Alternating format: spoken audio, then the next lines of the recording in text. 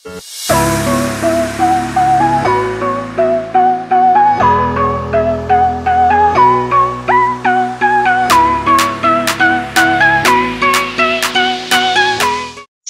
selamat malam Bapak Ibu, Saudara-saudari yang setia mendengarkan live dari Majelis Pendidikan Kristen Indonesia MPK yang berkolaborasi dengan Bara Digital Ministry. Pada malam hari ini kita akan membahas satu topik, The Happiest Kids in the World. Materi ini akan disampaikan oleh Ibu Insinyur Ledania Pertiwi, MPD, Pengurus Harian Bidang 1 Pengembangan Pendidikan MPK Wilayah Jabodisiton. Bapak, Ibu, dan Saudara, selama kita mengikuti live ini, jika nanti ada beberapa pertanyaan yang ingin ditanyakan, silakan dituliskan di kolom chat. Namun sebelum kita jauh untuk membahas materi pada malam hari ini, marilah kita terlebih dahulu untuk tunduk di dalam pimpinan Allah Roh Kudus, kita bersatu di dalam doa. Bapa di dalam surga, terima kasih Tuhan teramat baik dalam kehidupan kami. Pada malam hari ini kembali kami datang di hadapan Tuhan, khususnya mendengarkan siaran langsung dari MPK yang berkolaborasi dengan Bara Digital Ministry. Kiranya Tuhan memberkati hati dan pemikiran kami, khususnya para pemirsa, Bapak Ibu, pendidik dan orang tua, bahkan pembina rohani, anak-anak, senantiasa boleh mengikuti live ini dengan sangat baik, dengan dukungan internet yang lancar, dan khususnya hamba-Mu, Ibu Ledania yang menyampaikan materi ini, Tuhan pimpin dan Tuhan mampukan. Biarlah semuanya ini boleh kami kembalikan bagi kemuliaan nama Tuhan. Terima kasih Bapak, kami serahkan waktu ini di dalam nama Tuhan kami Yesus Kristus. Amin. Baik, langsung saja kita menyerahkan kepada Ibu Ledania. Shalom Ibu Ledania. Terima kasih. Selamat malam Bapak Ibu Saudara. Kali ini saya ingin membagikan tentang buku yang menarik pandangan saya. Kenapa? Karena di dalam Alkitab, dalam Amsal 29 ayat 17, Tuhan memerintahkan, didiklah anakmu, maka ia akan memberikan ketentraman kepadamu dan mendatangkan sukacita kepadamu. Ya, kenapa buku ini menarik? Di dalam buku ini dikatakan bahwa pada tahun 2013, UNICEF menyatakan anak Belanda adalah paling bahagia di dunia dan berada di urutan 5 besar dalam tiap kategori survei, yaitu 1. Kesejahteraan materi, 2. Kesehatan dan keamanan, 3. Pendidikan, dan mereka mendapatkan skor tertinggi di sini. 4. Perilaku dan risiko, di sini juga skor tertinggi. Lalu yang terakhir di bidang perumahan dan lingkungan. Ya, buku ini yaitu The Happiest Kids in the World yang ditulis oleh Rina Mae Acosta dan Michelle Hutchison. Kita akan belajar tentang rahasia membesarkan anak-anak paling bahagia di dunia. Ya. Oke, dalam buku ini ada beberapa bab, cukup banyak, ya. Tapi saya akan mengambil beberapa hal yang penting. Pertama, orang tua Belanda. Bagaimana sih orang tua Belanda itu? Ya, mereka memiliki sikap yang hebat atau sehat dalam berurusan dengan anak-anak. Memandang anak-anak sebagai individu dan memiliki versi diri sendiri. Ya, jadi tidak kopi dari orang tuanya. Lalu mereka mengerti, orang tua Belanda itu mengerti bahwa prestasi tidak selalu menghasilkan kebahagiaan. Ya, ingat, saya tekankan lagi, prestasi tidak selalu menghasilkan kebahagiaan. Tetapi kebahagiaan yang dapat memicu prestasi.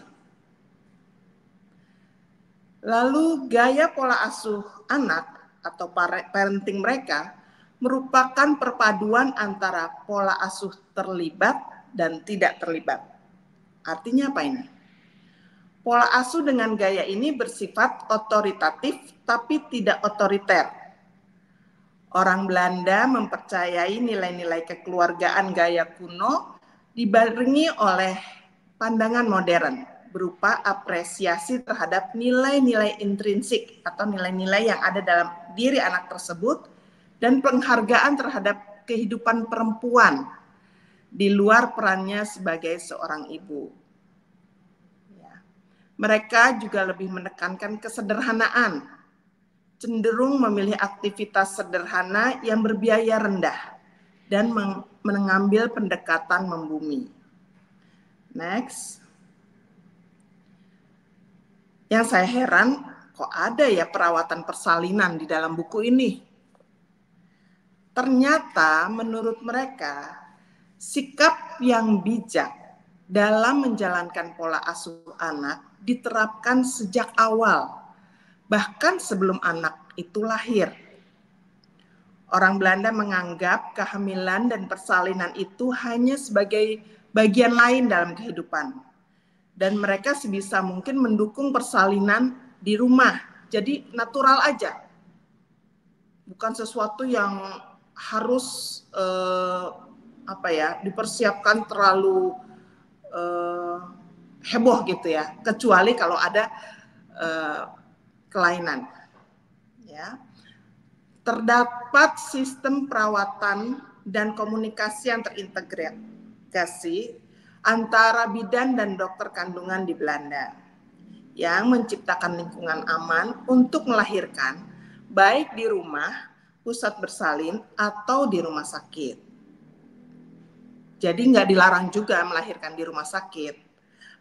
Inti dari proses persalinan ala Belanda adalah membiarkan sang ibu merasa ulet, kuat, dan hebat, dan membiarkan para calon ibu melahirkan di lingkungan yang suportif dan penuh kasih sayang, sehingga melahirkan merupakan pengalaman yang positif. Pepatah ibu bahagia memiliki anak-anak bahagia menjadi bagian yang penting dari orang Belanda. Next. Tahap berikutnya setelah persalinan akan lahir bayi-bayi. Ya. Di bayi-bayi ini bayi-bayi paling bahagia. Kenapa? Jadi di sana ada istilah easy baby atau bayi yang kalem dan penurut. Serta orang tua yang cukup baik. Kuncinya sederhana, tetap tenang. Melakukan yang terbaik menurut versi dirinya sendiri, ya itu sudah dianggap cukup baik, nggak perlu dibanding-bandingkan dengan orang tua lain. Ya. Lalu kita bisa lihat tidak ada overstimulus terhadap bayi, seperti misalnya menyetel DVD Baby Einstein, ya, flashcard dan lain sebagainya. Orang Belanda itu tidak khawatir jika bayi mereka bukan yang paling cerdas. Mereka tampaknya hanya ingin bayi mereka menjadi bayi yang paling kalem, easy baby tadi. Orang Belanda terkenal sebagai orang yang terorganisir dan menghargai rutinitas mereka.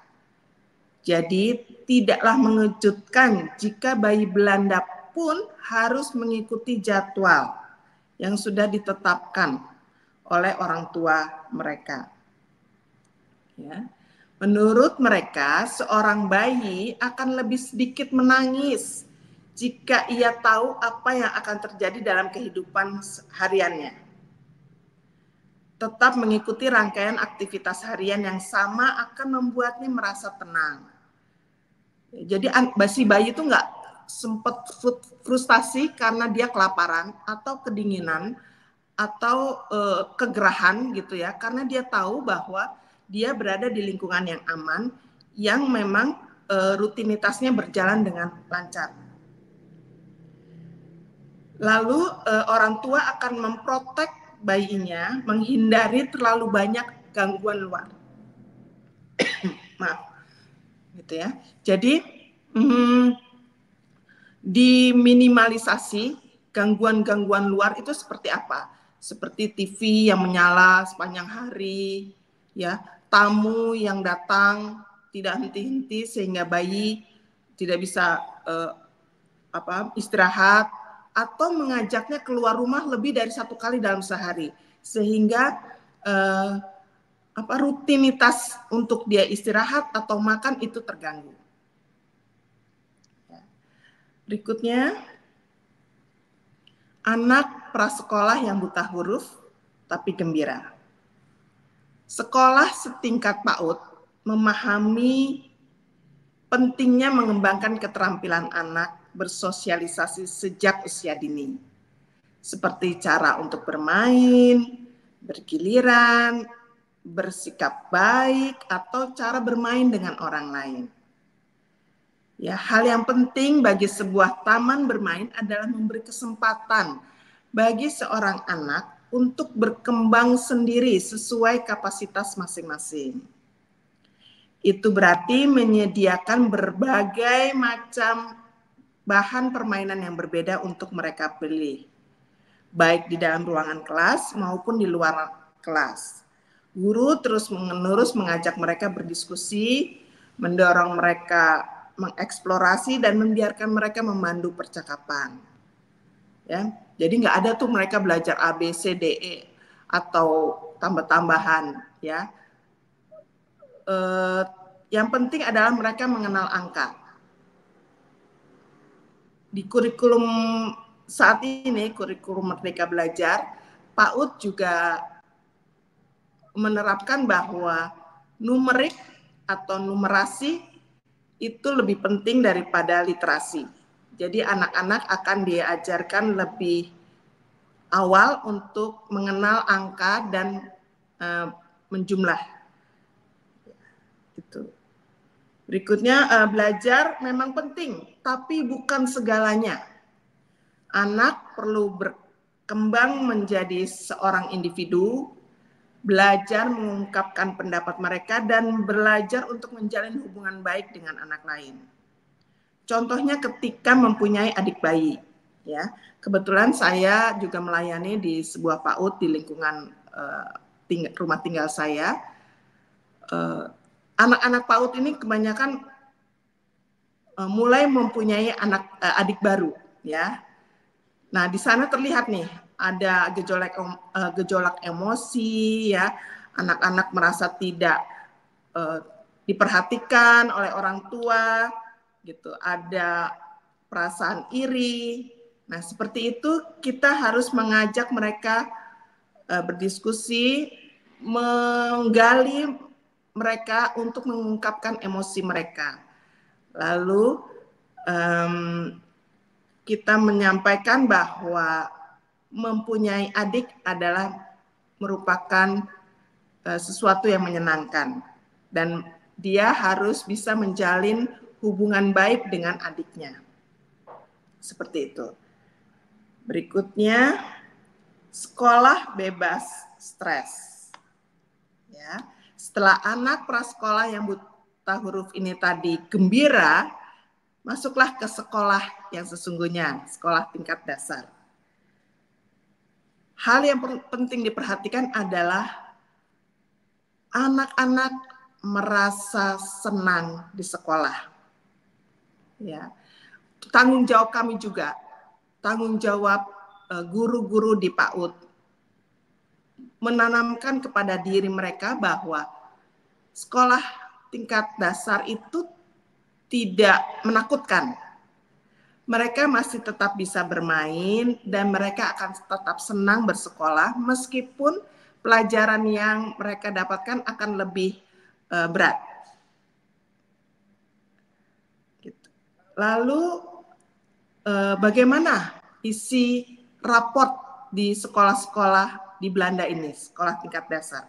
Ternyata di sana memfokuskan pada keterampilan sosial, karakter, dan bukan pada pencapaian akademis. Contohnya seperti apa? Penulis pernah mengalami suatu pengalaman di mana anaknya ikut lari maraton, ya. satu tim gitu ya. Lalu ketika hampir mencapai garis finish, ternyata anaknya malah menantikan teman-temannya. Bukannya mencapai garis finish sendirian dan menjadi juara, tapi dia malah menanti teman-temannya.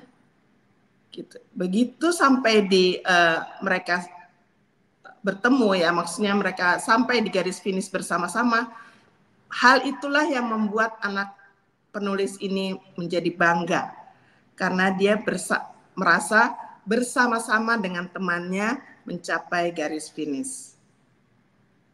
Jadi di sini dilihat bahwa kebersamaan, sosialisasi dengan teman-teman itu menjadi hal yang mutlak, juga karakter. Ya. Di sini juga pendekatan non-kompetitif dalam sistem pendidikan SD di Belanda ini menarik. Tidak ada beban untuk menjadi peringkat teratas di kelas. Hal yang sama juga berlaku di sekolah tingkat menengah. Nilai 6 sudah cukup. 6 dari 10 ya. Jadi jarang tuh ada nilai yang 9, 10 nggak ada. Kalaupun ada 8 itu benar-benar yang luar biasa. Tapi itu tadi bukan merupakan tujuan utama dari pendidikan di Belanda ini.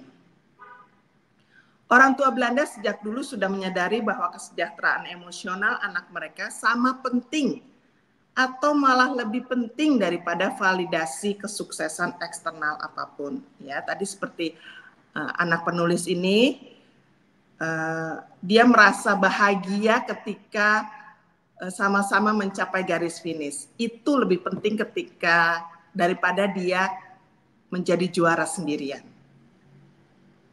Oke, next. Kita belajar tentang kedisiplinan. Bagaimana, apakah karena tidak ada karena titik berat dari pendidikan di Belanda itu sepertinya tidak ada kedisiplinan, ternyata tidak ya. Di Belanda anak-anak didorong untuk bertindak spontan. Bermain lebih penting daripada hanya diam dan patuh. Orang-orang Belanda percaya bahwa anak-anak perlu didorong untuk menjelajahi dunia di sekeliling mereka dan belajar dari semua hal itu. Nah, ini yang penting, kedisiplinan tidak ditegakkan dengan hukuman. Jadi kalau ada suatu aturan itu jelas dengan tetap memastikan bahwa aturan tersebut sesuai dengan kemampuan anak. Dan aturan dibuat untuk memberi struktur dan batasan. Jika ada pelanggaran, yang mungkin terjadi hanyalah diskusi dan persuasi, bukan pemberian hukuman. Jadi misalnya sekolah mulai jam 7, tidak boleh terlambat. Kalau terlambat akan dihukum. Nah, di sana nggak ada. Tapi mereka akan diajak diskusi kenapa terlambat, apa yang menjadi hambatan, lalu akan dilakukan persuasi sehingga anak-anak diajak berpikir secara tanggung jawab mengenai apa yang ada di balik sebuah aturan. Ya, jadi untuk orang tua Belanda yang diinginkan adalah tanggung jawab dari anak tersebut dan hubungan yang baik, bukan otoritarianisme. Jadi bukan bersifat otoriter. Begitulah orang tua Belanda atau sekolah Belanda menerapkan kedisiplinan.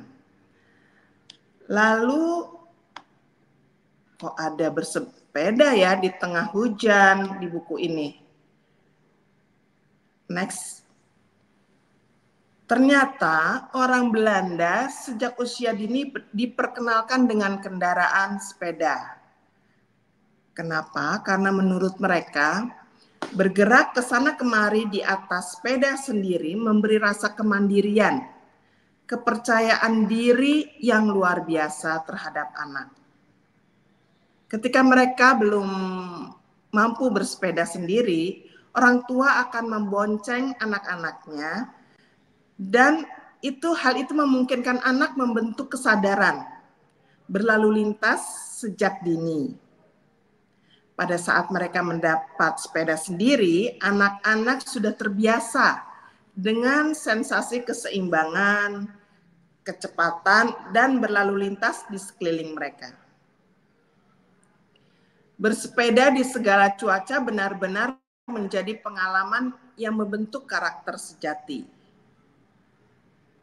Malah di salah satu alinea di buku ini dikatakan mereka tidak memakai helm ketika mengendarai sepeda, dan mereka mampu memakai payung, memakai payung sambil bersepeda. Seperti itu. Berarti mereka memiliki keseimbangan dan kontrol diri yang baik ketika harus berlalu lintas di jalanan yang ramai. Next, masa kanak penuh kebebasan. Bagi anak-anak, bermain itu sama pentingnya dan sama seriusnya seperti bekerja bagi orang dewasa. Budaya orang Belanda dipengaruhi oleh gambaran ideal seorang anak yang berpipi kemerahan karena keseringan bermain di luar dan rambut yang berantakan gitu ya karena kena angin. Dan menurut mereka itu masa kanak-kanak yang bahagia. Mereka tetap memberi kebebasan anak-anaknya untuk menjelajah meskipun ada resiko anak mereka terjatuh dan cedera. Ya, anak-anak perlu mencari cara sendiri untuk membuat diri mereka sendiri sibuk dan menemukan kesenangan mereka sendiri. Hal ini akan merangsang kreativitas dan kecerdasan mereka. Lalu membekali anak-anak untuk menghadapi kebebasan. Ya, jadi tidak berarti anak-anak diberi bebas sebebas-bebasnya, tapi orang tua Belanda memberi bekal bagaimana menghadapi resiko cedera atau terjatuh atau bahaya lainnya. Jadi mereka bukannya melarang tapi membekali. Sehingga ketika anak mendapatkan sesuatu yang bahaya atau keadaan yang urgensi, mereka tahu bagaimana mengatasinya. Ya. Lalu kehidupan yang simpel. Berikutnya, di Belanda, kehidupan itu simpel saja, atau dikenal juga dengan budaya kesederhanaan. Liburan keluarga dan pesta ulang tahun anak dilakukan secara sederhana. Mereka sering melakukan camping dan tidak ada pesta ulang tahun anak yang meriah, ya, yang mahal. Cukup berkumpul, cipika-cipiki, memberikan selamat dan membagi kue ulang tahun. Tadi saya barusan menemukan link di YouTube tentang gaya hidup di Belanda. Ternyata di Belanda katanya terkenal dengan stingy atau pelit gitu ya. Tapi ternyata tidak. Ternyata menurut riset, orang Belanda itu lebih banyak menyumbang untuk amal daripada di negara manapun di dunia. Dan hampir sepertiga penduduknya melakukan kerja sukarela. Jadi ada motivasi kuat di balik semua itu, yaitu menjaga agar semua orang berada di level yang sama. Gitu ya. Jadi semua tidak ada yang favorit, tidak ada selebriti, tidak ada yang kaya, gitu ya. Tapi semua menikmati hal yang sama, proses yang sama. Seperti itu. Berikutnya kesimpulan, ya. Mendidik anak merupakan tugas yang mulia yang diberikan Allah kepada kita. Meskipun tidak mudah, tapi Allah ingin kita melakukannya dengan sukacita. Kiranya dengan sharing isi buku ini, sedikitnya kita mempunyai rujukan dalam membesarkan dan mendidik anak bahagia, yang pada akhirnya kita pun akan menjadi orang tua yang bahagia. Kalau saya boleh sharing sedikit tentang masa kecil saya, apa yang ada dalam buku ini saya alami semua. Bermain sepeda di hujan, di tengah hujan gitu ya. Lalu TK yang saya waktu itu masuk TK yang benar-benar bermain, ya, punya teman-teman yang menyenangkan.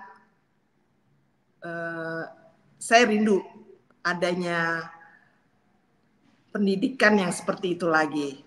Tapi saya lihat, atau mungkin hanya di kota besar Jakarta saja ya, yang mungkin hal-hal itu tidak bisa saya temukan lagi.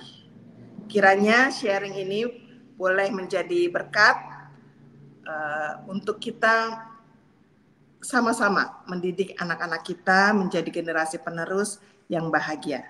Tuhan memberkati.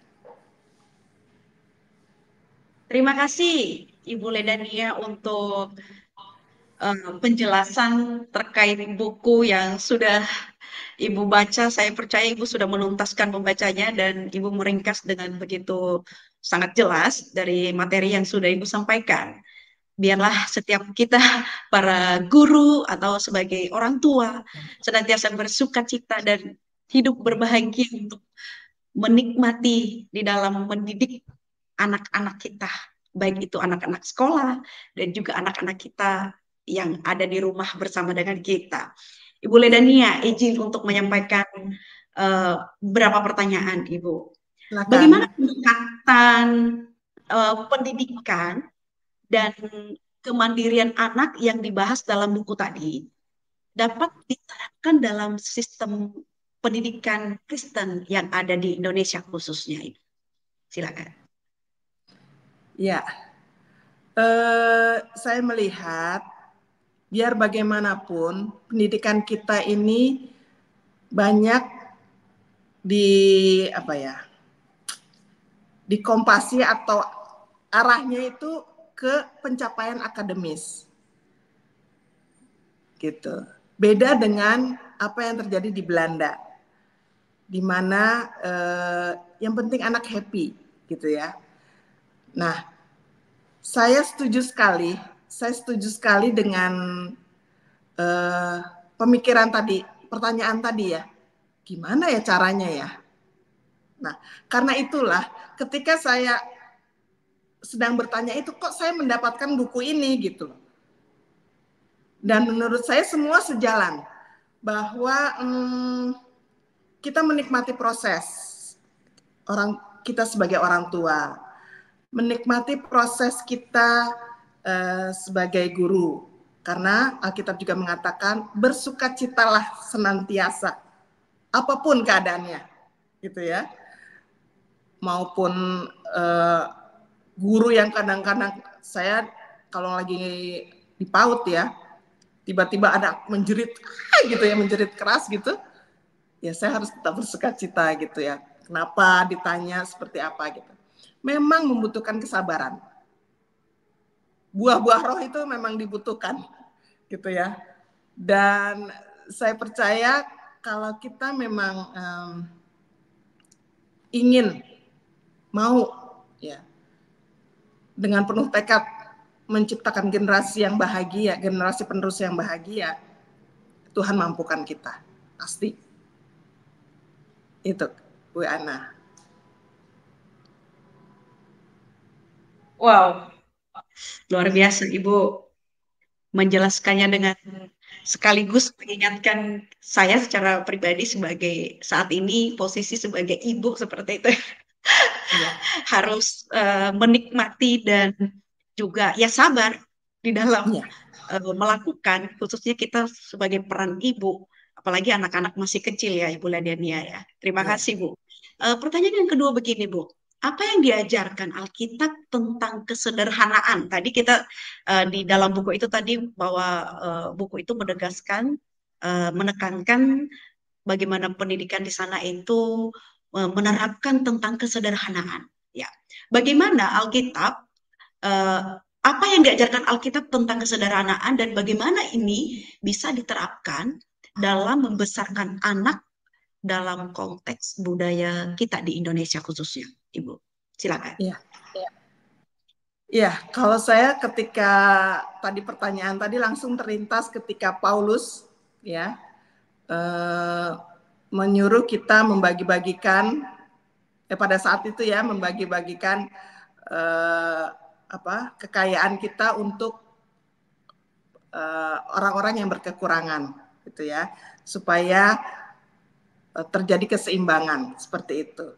Saya pun melihat seperti itu. Jadi kalau saya uh, kalau saya menerapkan di rumah, saya tidak selalu memberi apa yang mereka mau, gitu. Tapi apa yang mereka butuhkan. Jadi anak-anak jangan selalu dikasih apa yang mereka mau, tapi berikan mereka apa yang mereka butuhkan. Dan satu lagi tadi ada sempat tersirat bahwa dorong kreativitas mereka. Jadi ketika anak-anak merasa bosan, apa ya, mungkin kreativitas kita juga, ayo apa ya kita lakukan sesuatu yang bisa membuang rasa kebosanan kita. Misalnya kita ajak masak bareng, gitu ya, menyiapkan meja sambil bercerita seperti itu. Yang pasti saya mau tadi pertanyaan yang tadi ya. Yang pertama, kita sebagai ibu harus punya waktu untuk diri kita sendiri. Dulu. Ya, tadi juga dibilang ibu yang bahagia akan memiliki anak-anak yang bahagia. Jadi kita berikan dulu apa ya? Waktu untuk jiwa kita. Ketika kita berdoa memiliki waktu hening bersama Tuhan, ya, kita baru akan bisa menyalurkan energi positif kepada anak-anak kita. Seperti itu. Mudah-mudahan menjawab, Bu Ena. Terima kasih Ibu menjawab pertanyaan.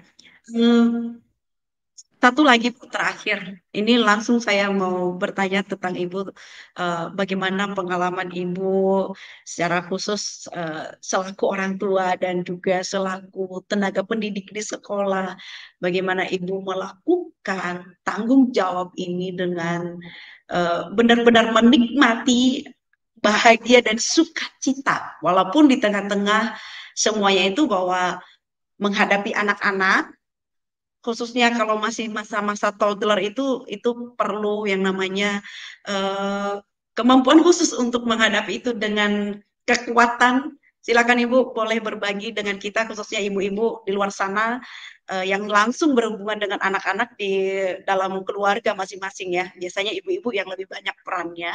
Boleh dibagikan tipsnya kepada kita sekalian Ibu. Terima kasih. Ya, jadi anak saya 3. Kebetulan anak pertama dan kedua itu cuma beda 16 tahun, 16 bulan. 16 bulan. Jadi terbayang ya, yang satu masih ini gitu. Dan waktu itu saya masih kuliah. Jadi kalau pas ujian tuh entah kenapa pasti anaknya lagi demam aja gitu ya. Tapi terus terang itu tadi saya dengan adanya begitu, saya malah mengajarkan kemandirian sama anak-anak. Jadi saya tidak mempunyai babysitter, saya hanya ada pengasuh yang saya apa namanya? Kalau saya datang, saya pulang dari kuliah itu babysitter saya pulang gitu. Jadi itu adalah salah satu cara saya dekat dengan anak dan melihat bahwa ini saatnya anak mandiri gitu.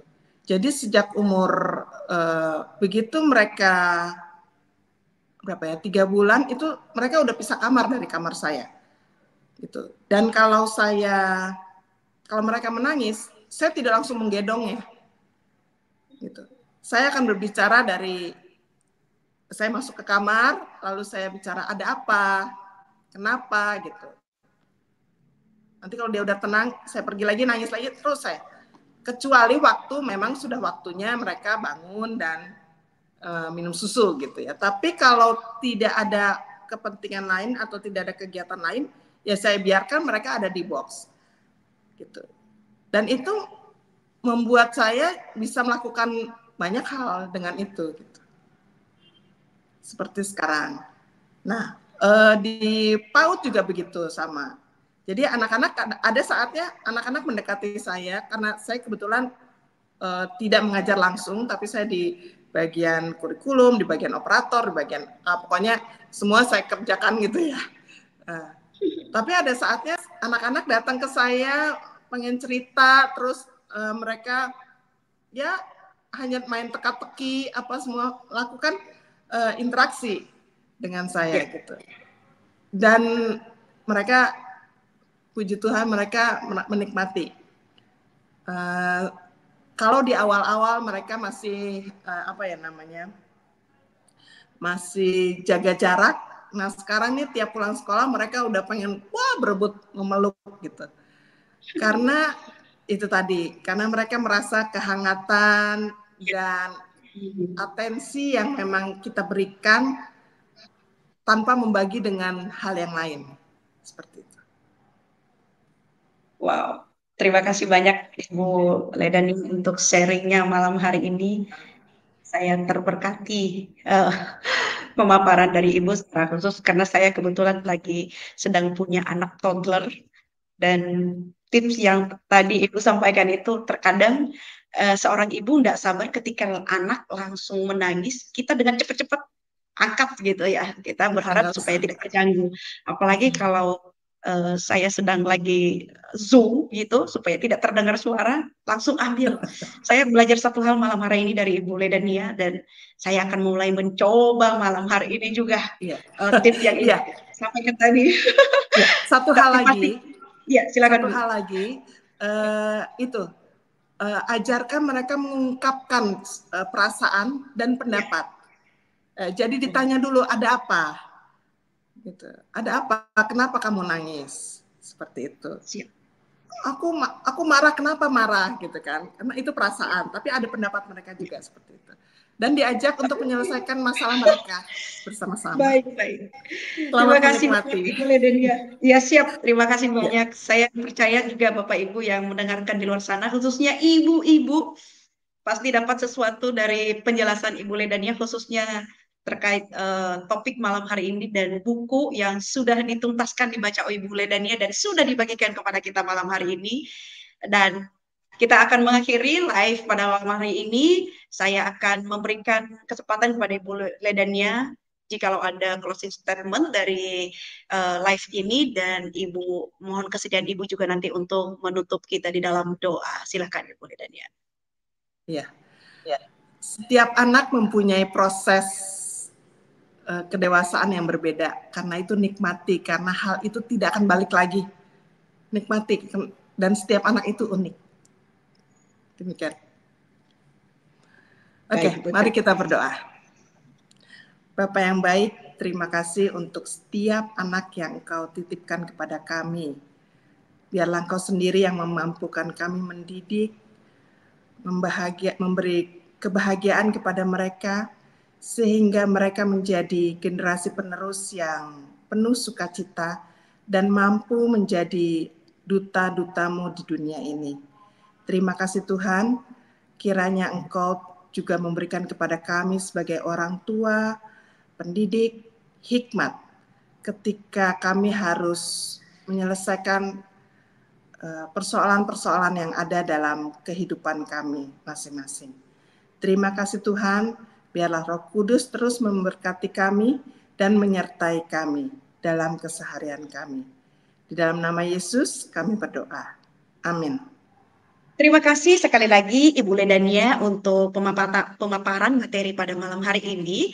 Dan Bapak Ibu Saudara, kita akan mengakhiri pada malam hari ini dan sampai ketemu di Kamis mendatang dengan topik yang berbeda. Jikalau ada yang mengikuti live ini di pertengahan penjelasan dari Ibu Ledania, silahkan mengunjungi kembali YouTube MPK. Di sana akan full penjelasannya lebih detail.